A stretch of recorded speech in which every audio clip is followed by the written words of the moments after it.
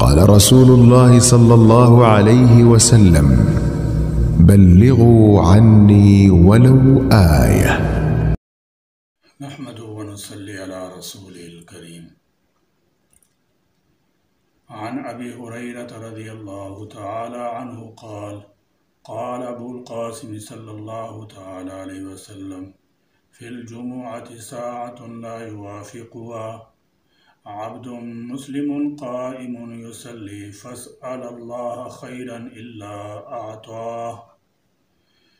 سیدنا حضرت ابو ہریرہ رضی اللہ تعالی عنہ سے روایت ہے کہ رسول اللہ صلی اللہ تعالی علیہ وسلم نے فرمایا: جمعہ کے دن ایک گھڑی ایسی ہوتی ہے کہ وہ کسی مسلمان بندے کو حسن اتفاق سے اس خاص گھڑی میں خیر اور بھلائی کی کوئی چیز اللہ سے مانگنے کی توفیق مل جائے تو اللہ تعالیٰ اس کو عطا فرما دیتے ہیں۔ جمعہ کے دن نہایت متبرک سید الایام اور یوم المزید کی ایک شاندار مثال ہے۔ آخرت میں ایک دن ہے جس کو یوم المزید کہا جاتا ہے، جس میں جنتیوں کو ہفتہ میں ایک مرتبہ اللہ تعالی جل شانہ کی زیارت و ملاقات کا موقع دیا جاتا ہے۔ میدان مزید میں بندوں پر اللہ تعالی جل شانہ کی تجلیات، انوارات اور رحمتوں برکتوں کا خاص نزول ہوتا ہے۔ میدان مزید کی حاضری کے بعد جنتیوں کے چہروں پر ایک خاص نور ظاہر ہوگا۔ جمعہ کے دن دنیا میں اسی کی شاندار مثال ہے۔ ایمان والا صبح اسی خصوصی اعمال، پاکی، صفائی، غسل، خوشبو، عمدہ لباس، زیب تن کرنے کے بعد جامع مسجد میں 2 رکعت شکرانہ ادا کرنے کے لیے جاتا ہے۔ نماز جمعہ میں بطور خاص فرشتوں کو استقبال اور حاضری کے خصوصی اندراج کے لیے متعین کیا جاتا ہے۔ اس لیے اس دن مسنون اعمال کا اہتمام کرنا چاہیے تاکہ اللہ تعالی جل شانہ ہمیں جمعۃ المبارک کی تمام فضیلت نصیب فرمائے۔ اس لیے چند مسنون اعمال بیان کیے جاتے ہیں۔ نمبر 1، غسل کرنا۔ سیدنا حضرت عبداللہ بن عمر رضی اللہ تعالی عنہما سے روایت ہے کہ رسول اللہ صلی اللہ تعالی علیہ وسلم نے فرمایا: جس شخص کو جمعہ کے دن نصیب ہو جائے وہ غسل کرے۔ نمبر 2، مسواک کرنا۔ سیدنا حضرت ابو سعید رضی اللہ تعالی عنہ سے روایت ہے کہ رسول اللہ صلی اللہ تعالی علیہ وسلم نے فرمایا: جمعہ والے دن مسواک کرو۔ نمبر 3، خوشبو لگانا۔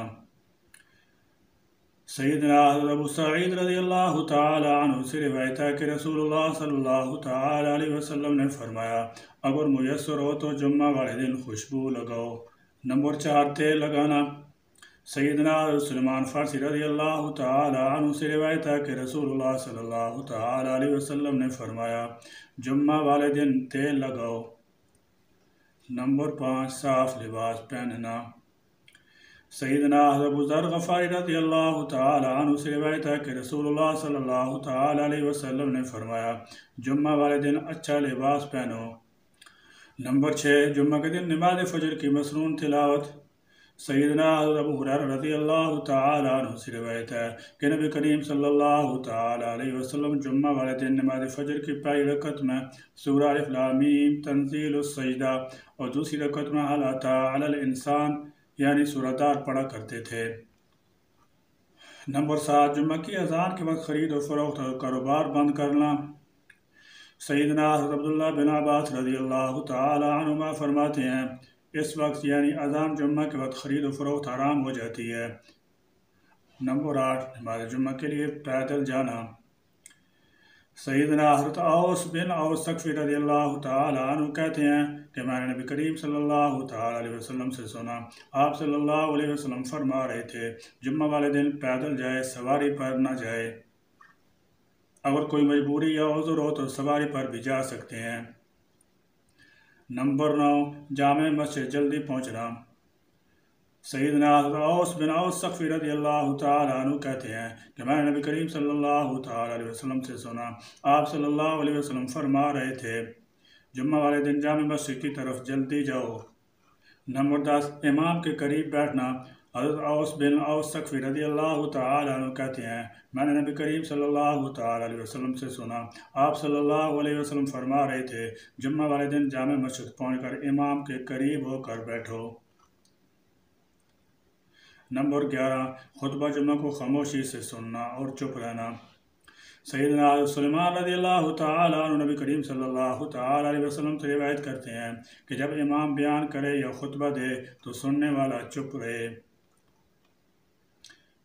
اس حدیث سے معلوم ہوا کہ امام کے خطبہ دینے کے وقت زبان سے کسی کو خاموش رہنے کے لیے کہنا بھی لغو حرکت میں داخل ہے، البتہ اگر ضرورت ہو تو اشارے سے منع کرنا مناسب ہے۔ اس حدیث سے جمعہ کے خطبہ کے وقت خاموش رہنے کی اہمیت معلوم ہوتی ہے، اور یہ بھی معلوم ہوتا ہے کہ اس وقت خاموشی اختیار کرنے پر عظیم اجر و ثواب حاصل ہوتا ہے۔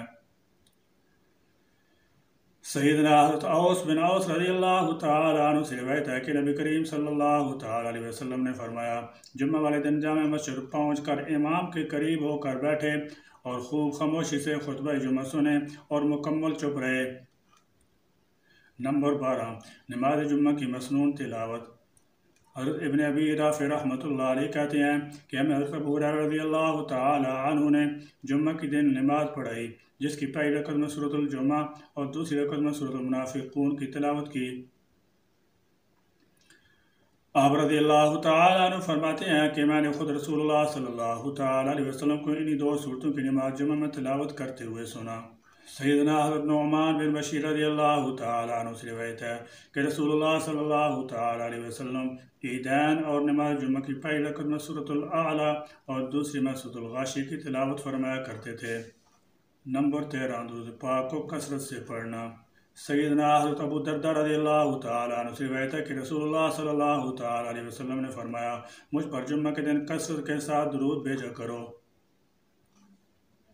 نمبر 14، نماز جمعہ کے بعد کھانا کھانا اور قیلولہ کرنا۔ سیدنا حضرت سعد رضی اللہ تعالیٰ عنہ فرماتے ہیں کہ ہم صحابہ کرام رضوان اللہ تعالیٰ علیہم اجمعین نماز جمعہ کے بعد قیلولہ یعنی دن کے ایک حصے میں تھوڑی دیر کے لیے سونا۔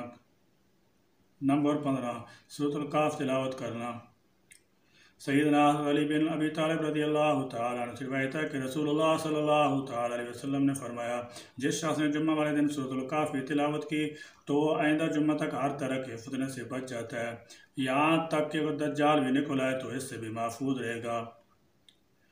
سیدنا ابن عمر رضی اللہ تعالیٰ عنہ بیان کرتے ہیں کہ رسول کریم صلی اللہ تعالیٰ علیہ وسلم نے ارشاد فرمایا کہ جس نے جمعہ کے دن سورۃ الکہف پڑھی تو اس کے قدموں کے نیچے سے لے کر آسمان تک نور پیدا ہوتا ہے جو قیامت کے دن اس کے لیے روشن ہوگا، اور ان دونوں جمعہ کے درمیان والے گناہ معاف کر دیے جاتے ہیں۔ سیدنا حضرت ابو درداء رضی اللہ تعالیٰ عنہ سے روایت ہے کہ نبی کریم صلی اللہ تعالیٰ علیہ وسلم نے فرمایا، جو شخص سورۃ الکہف کی ابتدائی 10 آیتیں یاد کرے وہ دجال کے فتنہ سے بچے گا۔ ایک روایت میں ہے کہ جس شخص نے سورۃ الکہف کی آخری 10 آیات پڑھ لیں تو اس پر دجال مسلط نہیں ہوگا، اور ایک روایت میں ہے کہ جس شخص نے سورۃ الکہف کی ابتدائی 3 آیات حفظ کر لیں تو وہ دجال کے فتنہ سے محفوظ رہے گا۔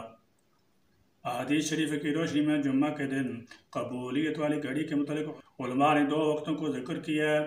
نمبر 1، دونوں خطبوں کا درمیانی وقت جب امام منبر پر کچھ لمحات کے لیے بیٹھتا ہے، زبان کی بجائے صرف دل میں دعا کریں۔